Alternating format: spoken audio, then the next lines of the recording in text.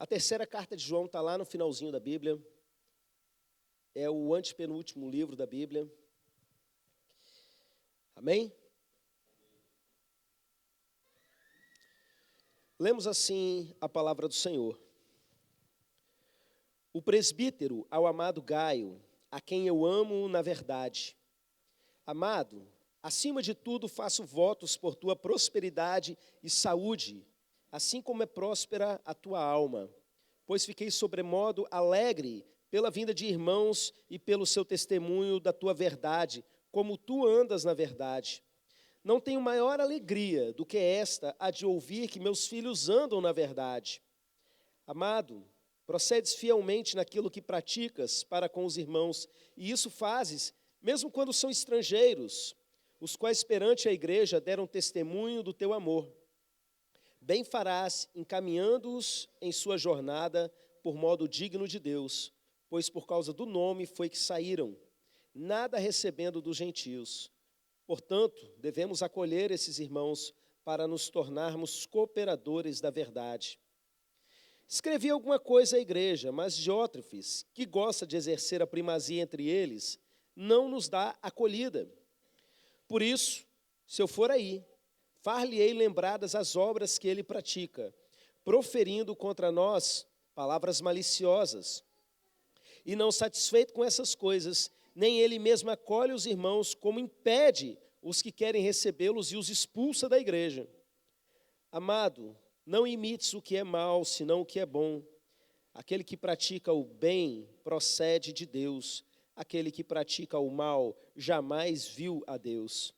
Quanto a Demétrio, todos lhe dão testemunho, até a própria verdade. E nós também damos testemunho, e sabes que o nosso testemunho é verdadeiro.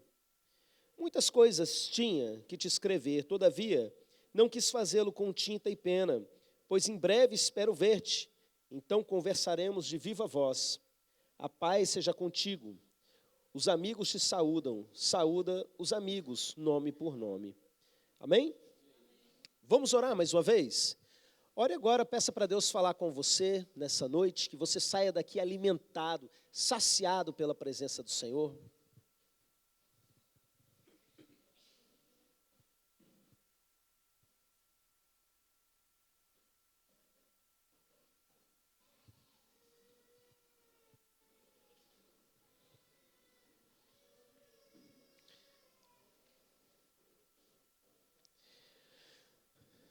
Pai, eu me apresento diante do Senhor, meu Deus, e me rendo. Que seja o Senhor a ensinar nesse momento.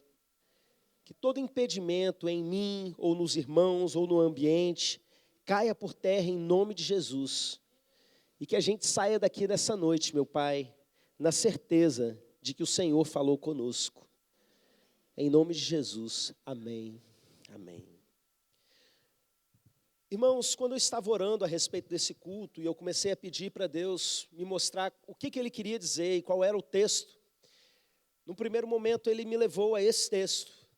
E como a gente sempre fica naquela, né? Será que é Deus falando, será que não é? E a gente vai insistindo um pouco mais.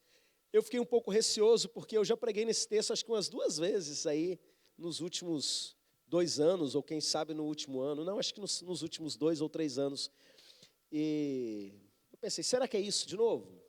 E continuei insistindo, orando, e Deus foi me mostrando algumas coisas nesse texto, que tem a ver com esse momento que nós estamos vivendo agora. Nós entramos essa semana no Setembro Amarelo, é por isso que eu estou aqui com a minha camisa amarela, né? Essa quarta-feira, o próximo domingo e as 2 próximas quartas-feiras, nós vamos tratar desse tema, nós vamos fazer ações nesse sentido de combate ao suicídio e conversar a respeito dos problemas da alma, dos problemas relacionados à depressão, que é um mal que a nossa geração tem vivido como nenhuma outra na história da humanidade. Irmãos, a humanidade já passou por várias situações terríveis, de calamidade mesmo, de guerra, como as grandes guerras que nós vivemos, mas o índice de suicídio parece que nunca esteve tão alto. E às vezes a vida parece mais fácil sobre alguns aspectos, para muitos de nós. mas por dentro parece que a gente está muito mais destruído, muito mais fragilizado. E, meus irmãos, eu me lembro que no ano passado, quando a gente estava nesse mês, né, de setembro, um dos momentos que nós tivemos foi uma palestra com uma das nossas psicólogas, a Rebeca, e entre as coisas importantes que ela nos disse aqui, uma naquela noite me chamou muita atenção. Ela falou a respeito da existência de uma rede de apoio. Quantos se lembram disso, que estavam aqui no dia, né? E ela começou a descrever o que era essa rede de apoio, porque uma pessoa adoecida na sua mente, nas suas emoções, ela precisa de um apoio. Uma pessoa sozinha, geralmente, não dá conta de sair da situação. Mas quando ela tem pessoas próximas com as quais ela realmente pode contar, ela consegue sair dessa. E eu achei interessante uma psicóloga falando a respeito disso, né? Porque ela sozinha como profissional não dá conta. Precisa de um grupo todo fazendo esse trabalho de apoio. E quando ela estava ali descrevendo, eu bati o olho naquela descrição e eu enxerguei, isso é igreja. Jesus criou uma rede de apoio para que o povo dele tivesse saúde. Lá, 2000 anos atrás, ele disse, eu edificarei a minha igreja.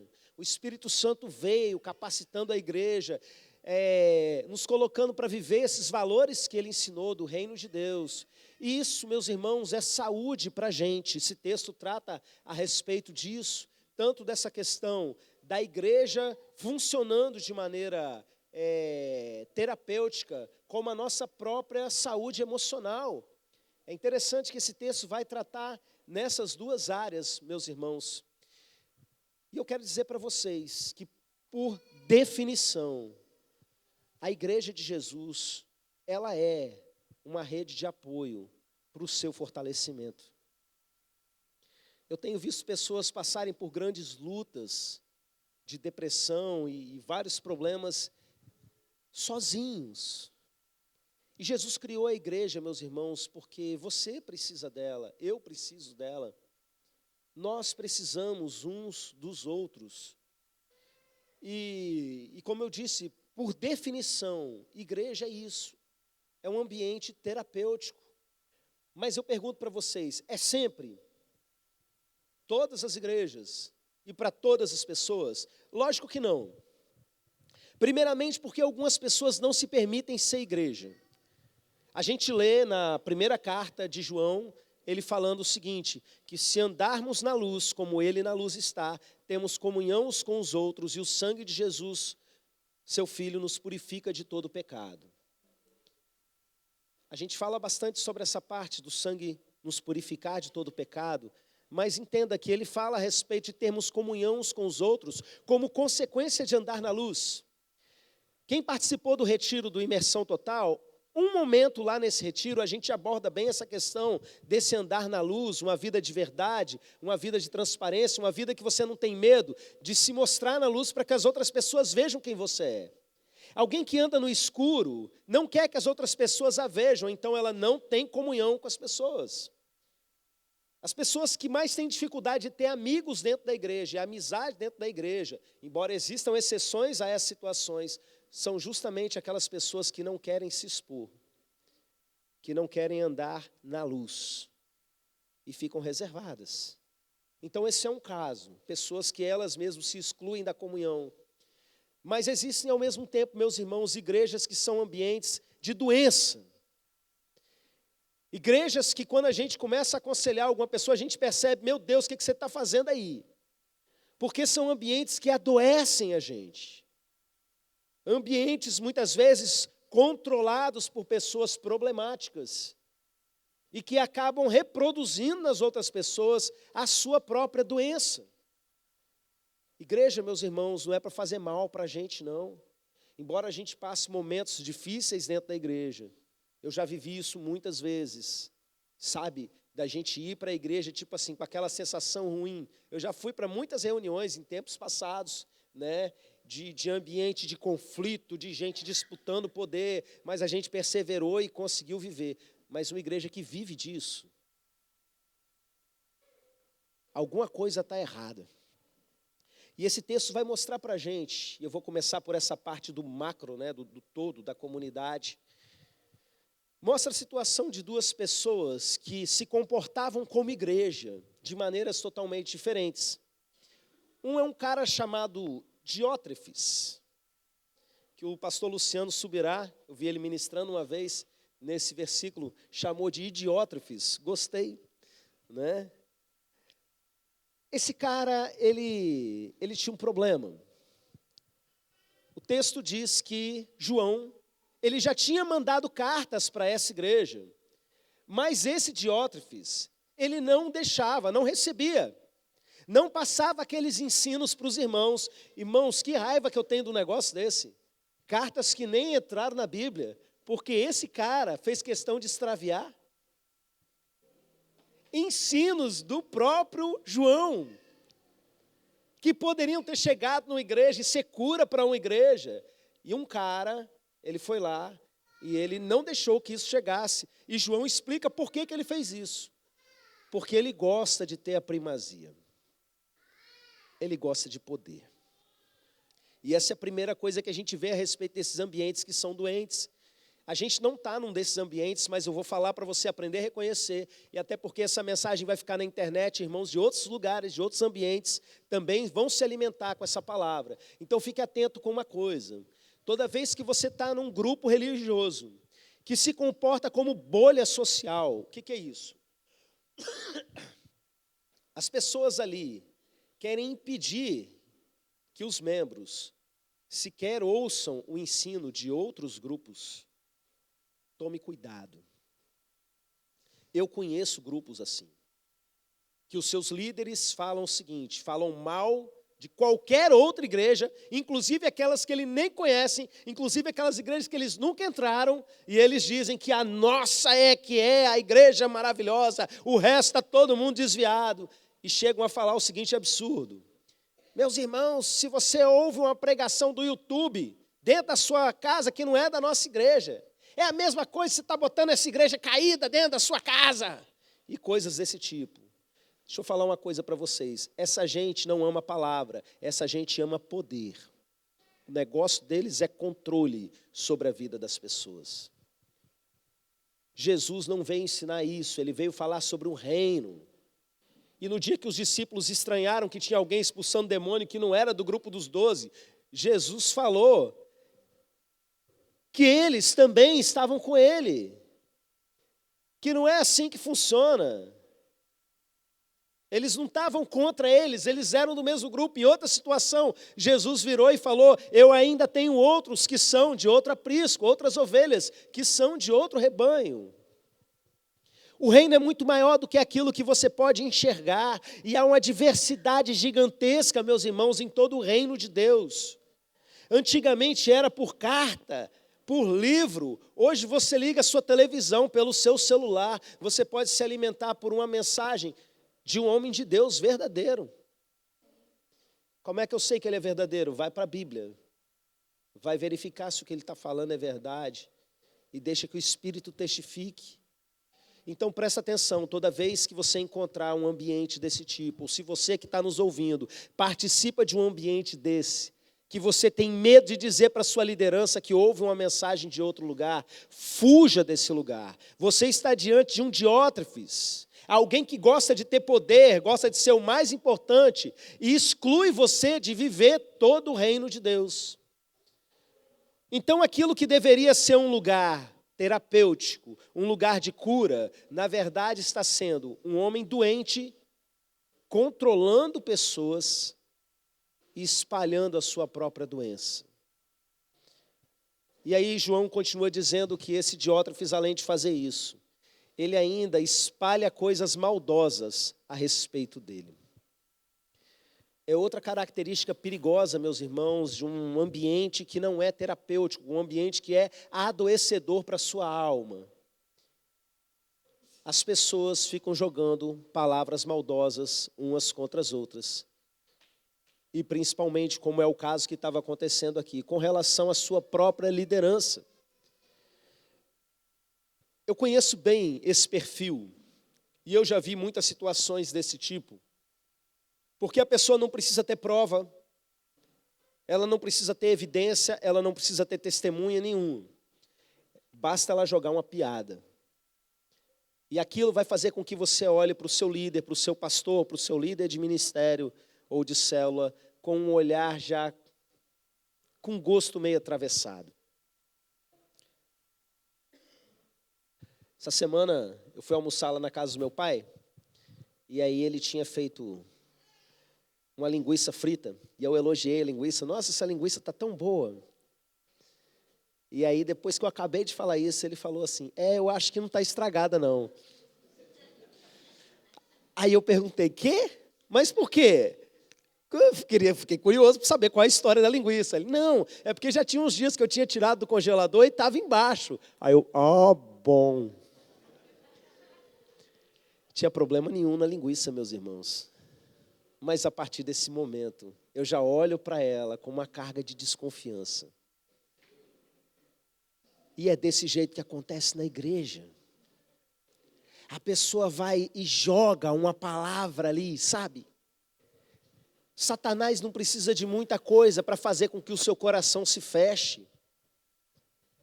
Basta que alguém chegue e consiga convencer você que aquilo que está sendo ensinado não está vindo de uma fonte limpa, que o seu coração vai fazer o quê? Imediatamente vai se fechar.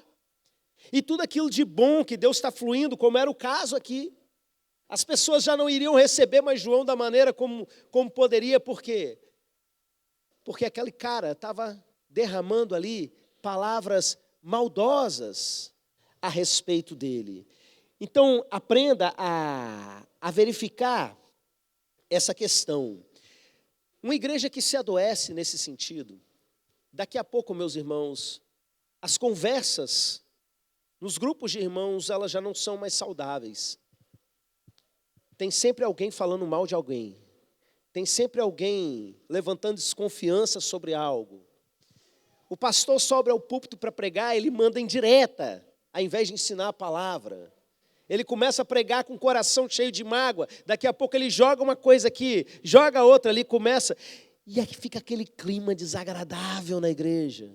Todo mundo assim, ai meu Deus do céu, será que está falando de mim? Será que está, vixe, é vixe sobre eita, eita sobre vixe. Está falando do irmão fulano, eu sei. E um ambiente que deveria ser um ambiente leve, tranquilo, de acolhimento, o que acontece? Vira um ambiente de dor, vira um ambiente doentio, sabe? De desconfiança. Então, o Diótrefes, para piorar a situação, além de trabalhar nessa direção, o texto diz que ele não acolhia os irmãos. Não só não acolhia, como ele não deixava que os outros acolhessem. E para piorar a situação, ainda expulsava da igreja quem acolhia. Existia o costume, naquele contexto, meus irmãos, de alguns irmãos, às vezes fugindo de perseguição ou por vocação mesmo, eles tinham um trabalho totalmente itinerante, iam rodando as igrejas, pregando, e dependiam unicamente do acolhimento e hospitalidade dos irmãos que iam encontrando pelo caminho. Então, às vezes era um apóstolo verdadeiro que chegava lá na igreja, às vezes poderia ser um falso, mas enfim, o Novo Testamento todo insiste para que todo mundo fosse bem recebido. E o que acontece nesse contexto, meus irmãos, é que o Diótrefes, ele não recebia os irmãos, ele não acolhia os irmãos. E não era só assim, é porque na minha casa não tem lugar. Não. Não deixava que os outros irmãos da igreja fizessem esse acolhimento. E ainda expulsava aqueles que assim faziam. O nome disso, meus irmãos, é partidarismo. Eu já vi muito acontecer. Digamos que eu tenho uma treta com o irmão Fernando. Aí quem é muito amigo do Fernando não tem problema nenhum comigo. Mas porque ficou sabendo que a gente se desentendeu, automaticamente já começa a ficar estranho comigo. Nem tem problema comigo, nem sabe o que aconteceu. Começa a criar partido dentro da igreja. Uma pessoa começa a controlar mais ou menos e fazer divisões. E se você não faz parte daquele grupo, se você não faz parte daquela panela que anda debaixo dessa mesma ordem, começa a ser excluído. Irmãos, triste coisa é quando a igreja começa a desenvolver panelas. Uma célula não é uma panela. Uma célula está ali para as pessoas orarem junto, terem comunhão. Não há espaço para fofoca. Não é? Uma célula tem o objetivo, já nasce com o objetivo de se multiplicar para ser bênção, para alcançar outras famílias. Mas existem grupinhos que são verdadeiros câncer. Um câncer junta pessoas para distribuir doença, para colocar para fora mazelas, às vezes sob o pretexto de desabafar, que é fofoca a respeito de outros irmãos. E quem for, fica doente. Eu cresci dentro de igreja, meus irmãos. Eu vi isso acontecer, não foi uma, nem duas, nem três vezes. Graças a Deus que a gente vive hoje num ambiente muito saudável, mas é importante sempre a gente estar atento com relação a essas coisas. Diótrefes tinha esse negócio de não acolher as pessoas, mas o contrário dele aqui nesse texto é um cara chamado Gaio. Gaio é quem João, ele começa o texto falando. O comportamento dele é o exemplo para a gente. Gaio era o cara que recebia essas pessoas. E recebia não só as pessoas que precisavam, aquelas que precisavam de acolhimento, mas o Gaio era um cara que acolhia inclusive os estrangeiros, algo que era contra a cultura judaica daquele momento. Ele não estava nem aí, ele já tinha entendido que era o reino de Deus. E ele acolhia todo mundo, meus irmãos. E João vai dizer para a gente, não é? Para ele e consequentemente para a gente, que isso era uma coisa maravilhosa que ele estava fazendo. Acolhimento. Eu queria que você entendesse isso. Uma igreja que é um ambiente terapêutico, ela precisa ser um refúgio. Se vocês quiserem fechar um pouquinho aí a janela, a gente abre aqui para o lado de cá. Para quem vai acompanhar depois, tem outra igreja aqui bem perto da gente, está bem animada, né? É igual a gente estava aqui agora há pouco, aí o som tá misturando, acontece. Irmãos, nós precisamos ser uma igreja refúgio e nós temos entendido alguma coisa a respeito desses últimos dias. Esse tempo final da era da igreja que nós vamos viver, onde o amor de muitos esfriará, mas não todos. É que as igrejas que vão prevalecer, perseverantes, são igrejas refúgio. Igreja onde as pessoas realmente conseguem se sentir acolhidas. Uma igreja que não exclui as pessoas. E eu não estou falando isso no sentido de, vamos parar de pregar contra o pecado. Vamos tratar dessa e dessa forma, porque o nosso discurso é muito duro, para a gente abraçar todo mundo. Não é disso que eu estou falando. Eu estou falando de um ambiente onde a pessoa saiba que, independente da situação que ela se encontrar, aqui ela vai encontrar amor, e um amor que fala a verdade. Aqui ela vai encontrar ombro. Eu me lembro, há um tempo atrás, chegou uma moça aqui toda ensanguentada, tinha cortado os pulsos e saiu desesperada pela rua e pensou, vou lá naquela igreja, porque lá eles ajudam as pessoas. E veio para cá. Teve socorro médico, teve todo tipo de apoio, teve abraço, teve amor. É disso que eu estou falando. E a grande pergunta é, porque igreja é feita por pessoas, você é essa pessoa acolhedora?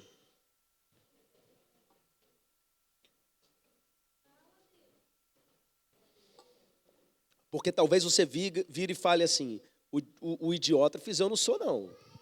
O cara da panelinha, o cara do veneno, né? Isso aí eu já entendi que eu não sou.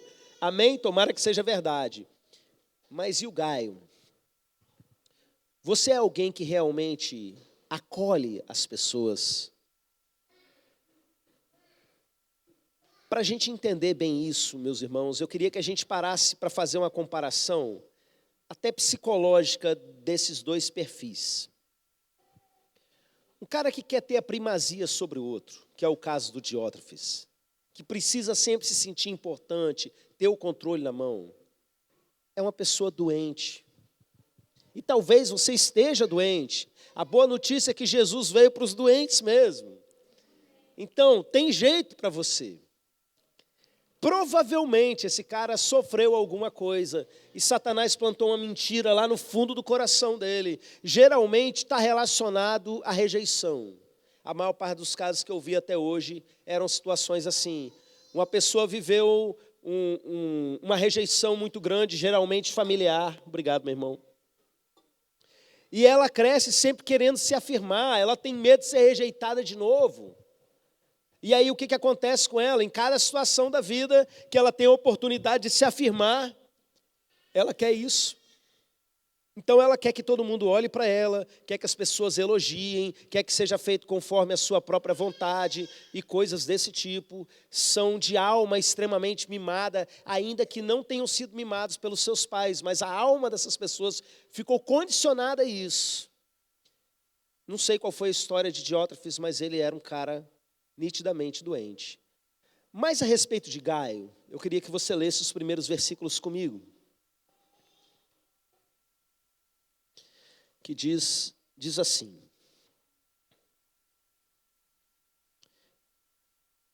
mais precisamente o 2.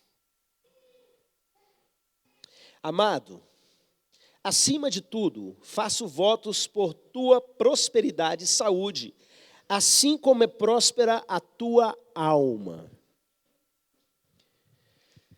Então João, ele está dizendo, quando ele fala faço votos, é uma palavra que quer dizer oração. Ele está dizendo, eu oro por você, para que, do mesmo jeito que é próspera a sua alma, você tenha saúde e tenha prosperidade. Se por um lado eu tenho um cara que é doente, reproduzindo doença, do outro lado eu tenho alguém que tem uma prosperidade interior na sua alma. E João, orando conforme o Espírito Santo, ele relaciona as duas coisas. Porque, meus irmãos, quem é próspero por dentro, isso se manifesta em todas as áreas da sua vida. E quando a gente fala prosperidade da alma, eu quero que você entenda o que nós estamos falando sobre alma. Não estou falando daquele lençolzinho assim, com 2 furinhos, né, de desenho de criança, de alma penada, não. Tem a ver com a sua vida interior, a sua razão, as suas emoções. É a palavra grega psique, que deu origem para a gente, na nossa língua moderna, a psicologia, a psiquiatria.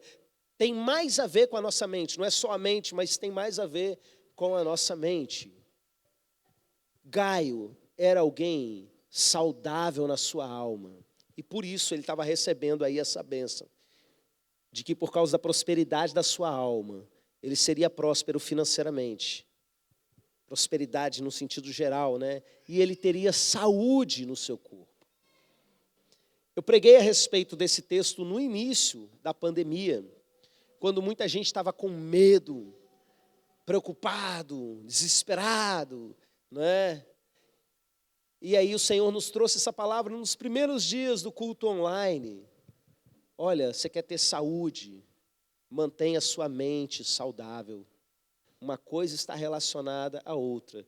Mas eu queria hoje mostrar para vocês nesse texto uma coisa que ajuda você a entender essa saúde aqui por dentro. Porque talvez você tenha pensado o seguinte: entendi, pastor, por que não tem prosperidade na minha vida? Por que eu vivo adoecendo ou coisas desse tipo? Talvez a raiz esteja aqui, na minha alma. Talvez o motivo seja justamente esse. Eu quero dizer para você, vamos olhar aqui nesse texto, pelo menos uma característica que vai ajudar você a ter a sua alma mais próspera. Amém? Pega a sua Bíblia. Está aberto aí nesse texto? A nossa roda de leitura, que hoje está em Apocalipse, roda de leitura a gente reúne no domingo pela manhã. Há um tempo atrás a gente passou por essa carta de João e uma coisa nos chamou a atenção no dia. Observe quantas vezes vai aparecer a palavra verdade ou algum derivado da palavra verdade no texto. Primeiro versículo. O presbítero ao amado Gaio, a quem eu amo na verdade. Vai lá para o 3 agora. Pois fiquei sobremodo alegre pela vinda de irmãos e pelo seu testemunho da tua verdade, como tu andas na verdade.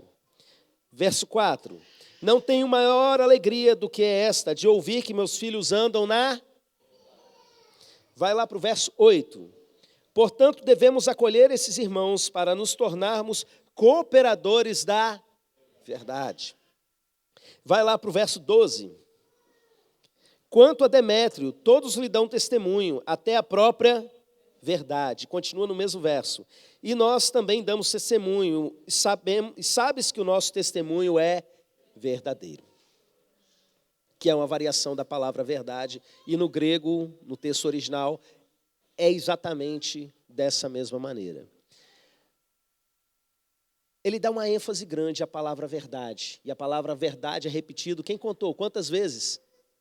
Tinha que ser, né? 7 vezes. Oi? Contando com a palavra verdadeiro, né? Contando com a palavra verdadeiro, 7 vezes.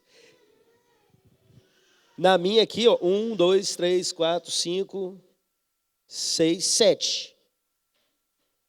7 vezes, conforme nós seguimos aqui nessa sequência. Irmãos, por que isso? Eu preciso dizer para vocês que verdade é essa. Porque, embora a gente possa fazer a leitura dessa palavra verdade na superfície do texto, de maneira tranquila, no sentido da verdade como o contrário da mentira, como aquilo que não há falsidade, ok. Mas existe um segundo sentido, um duplo sentido na leitura desse texto. E você percebe isso quando fala, por exemplo, que somos cooperadores da verdade, ou no verso 12, até a própria verdade dá testemunho. É como se a verdade estivesse sendo personificada. Irmãos, nesse ponto, ela já está gritando a resposta lá de trás, você já entendeu. A verdade aqui, ela não é um dogma religioso, um pressuposto filosófico, uma opinião a respeito de algo que é a mais certa. A verdade é uma pessoa.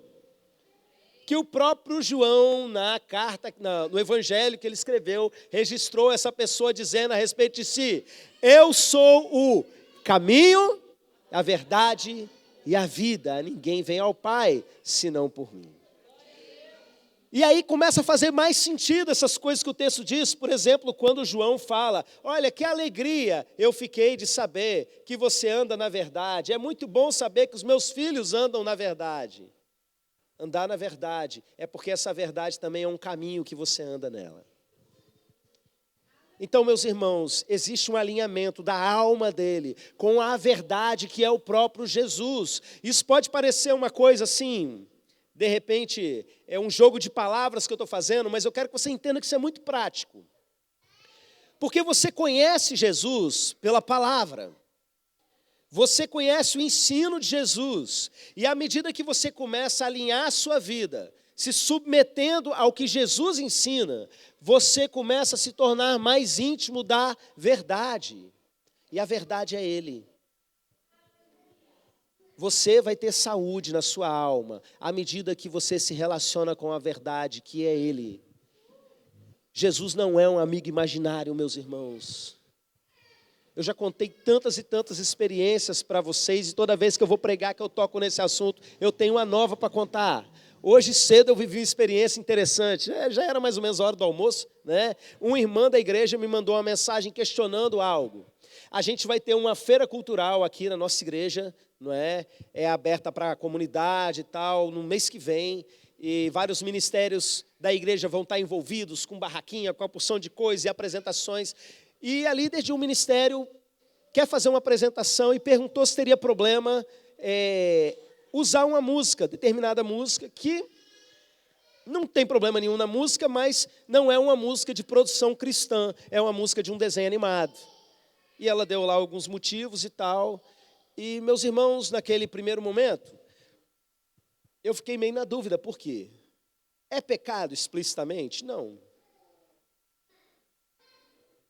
Para muitas pessoas, pela consciência que elas têm, eu não vou entrar nesse quesito ou não, só pode ouvir música que for lançada dentro do mercado gospel. Se não for lançada dentro do mercado gospel, está amarrado, queimado em nome de Jesus. Isso não é um ensino bíblico. Não é isso que a Bíblia ensina sobre arte, sobre todas essas questões. Em outro momento a gente pode se aprofundar, caso você tenha essa dúvida. Mas, enfim, não é porque é lícito, que não significa que não possa se tornar pecado.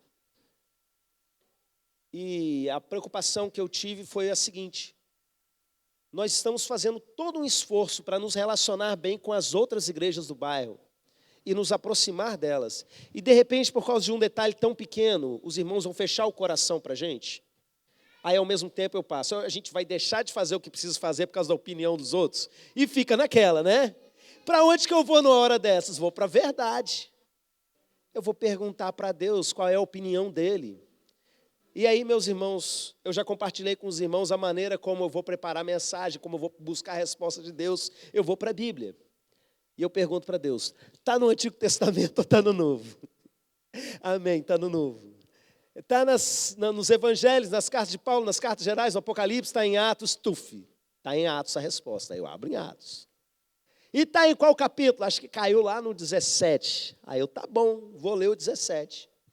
E no início do texto, o que Jesus fala comigo?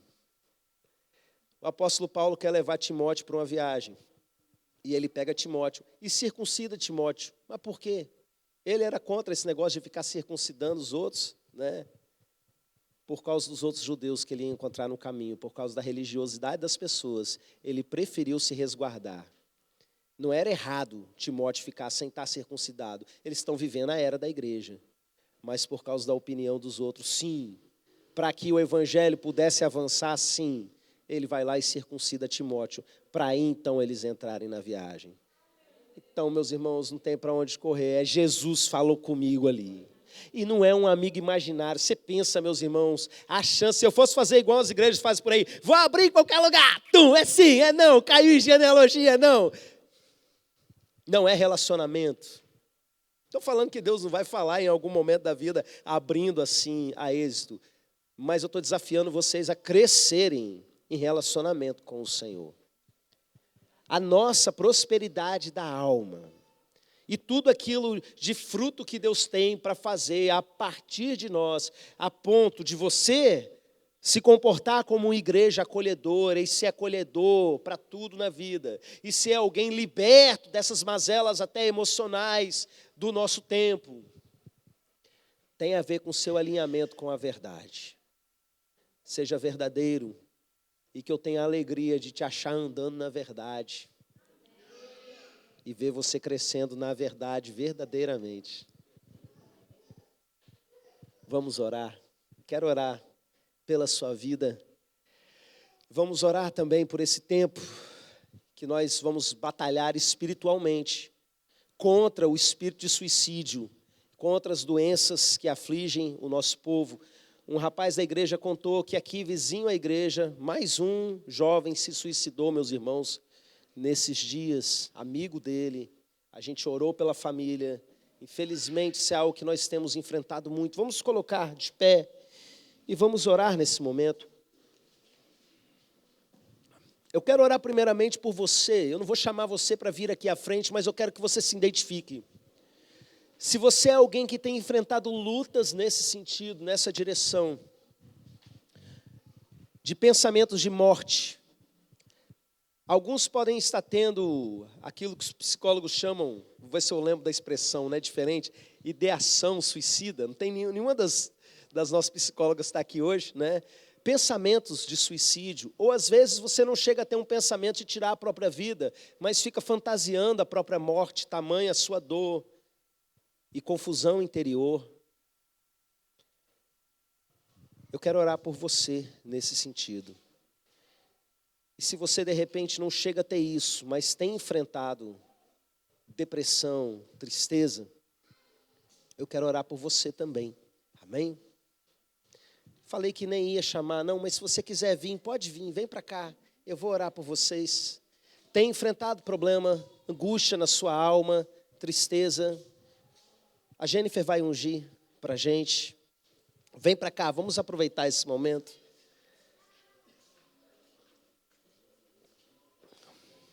Há poder, meus irmãos, no nome de Jesus. E essa unção que você vai receber, nós declaramos profeticamente como unção de cura sobre a sua vida. Existem algumas curas relacionadas ao nosso mundo interior que elas não acontecem no ato, porque elas dependem de um processo de desconstrução de coisas que estão muito arraigadas dentro de nós. Mas nós vamos orar para que a partir desse momento, algo já comece a virar do avesso aí por dentro. e que Satanás não tenha espaço para ter vitória nessa área na vida de vocês. Você que nos acompanha à distância, estamos online, irmão Eric? Mas está gravando. Você que vai acompanhar depois, da mesma maneira, se quiser botar seu nome nos comentários, eu vou ver, vou orar pela sua vida aí nesse momento. Nossa internet caiu, então nós vamos só passar a mensagem para os outros irmãos depois. Vamos orar? Estenda as suas mãos na direção desses irmãos aqui. Pai, nós cremos no Teu poder para curar todo tipo de coisa. O Senhor limpou leprosos. O Senhor fez com que morto de 4 dias, que já estava fedendo, voltasse à vida. Em nome de Jesus, nós queremos orar por vida na vida dessas pessoas. Profetizamos vida sobre cada um deles. Eu repreendo todo espírito de suicídio. Eu repreendo toda opressão. Eu repreendo nesse momento até os pensamentos de morte que têm trabalhado na mente deles. Espírito de confusão, de loucura, de aprisionamento. Saiam da vida dele agora, em nome de Jesus.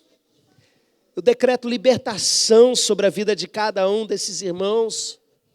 E vem, meu Pai, com o teu abraço curador. O Senhor curou loucos, eu creio. O que são os nossos problemas emocionais perto disso? Pai, que a partir do dia de hoje, meu Deus, algo comece a acontecer no profundo da alma de cada um. E que eles sejam prósperos nas suas almas, meu Pai. Que haja prosperidade na alma de cada um, meu Deus. Que esses próximos dias sejam dias de cura, sejam dias de intensa libertação, não só em termos espirituais, mas libertações de mentiras que o maligno tem plantado nos corações. Em nome de Jesus, amém, amém. Olhem para mim, não só eles, mas vocês, como uma pessoa que se relaciona com a verdade age, e como uma pessoa que é prisioneira ainda dos seus problemas age. Eu fico imaginando a situação, um diótrefes da vida, ouve alguém falar contra ele algo, vai para casa destruído, com raiva, querendo se afirmar mais. Agora, se alguém que está buscando se alinhar com a verdade, você está num dia ruim, alguém chega e fala alguma coisa para te deixar pior ainda, você sabe o que você faz? Vai conversar com a verdade. Senhor, eu sou isso aí que essa pessoa está dizendo. Deixa Deus falar diretamente com você. Deixa a verdade entrar no lugar da mentira. Isso vai gerar vida dentro de você. Então você não vai mais ficar ouvindo o que as outras pessoas estão dizendo, o que o reino das trevas está dizendo. Vai ouvir o que a verdade diz a seu respeito e deixa ela lavar você. Aleluia. Vamos aplaudir ao Senhor.